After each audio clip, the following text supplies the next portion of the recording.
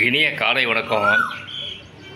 தினமும் நான் ஏதாவது ஒரு அறிவுரையோ ஏதோ ஒரு சொற்களோ உபயோகித்து பேசுவேன் நம்ம சேனலில்.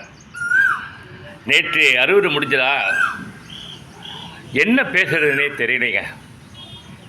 என்னவோ எல்லாத்தையும் கொட்டிட்டா மாதிரி ஒரு உணர்வு.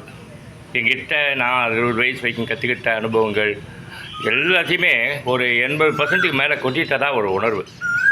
ஒரு வெறுமை உணர்வில் இப்போ நான் நிற்கிறேன். இன்றைக்கி ஞாயிற்றுக்கிழமை என்னடா பேசுறதுன்னு பார்த்தா வார்த்தைகளே கிடைக்க மாட்டேங்குது. அப்புறம் ஒரே ஒரு வார்த்தையை தேடி பிடிச்சி இன்னைக்கு பேசுகிறேன்.